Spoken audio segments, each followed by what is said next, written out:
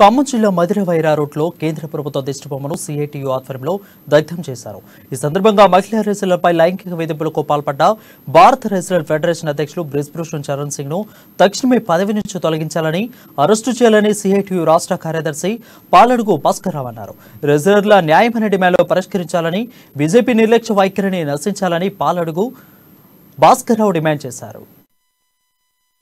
దేశానికి సంబంధించినటువంటి క్రీడాకారులు ప్రపంచంతో కొట్టాడి పోటీపడి ఆటల పోటీల్లో మన భారతదేశానికి పథకాలు తీసుకొచ్చినటువంటి స్వర్ణ పథకాలు తీసుకొచ్చినటువంటి మల్లయోధులు రెజ్లర్స్ ని ఈరోజు బీజేపీ ప్రభుత్వం వేధిస్తా ఉంది, చింతపరుస్తా ఉంది.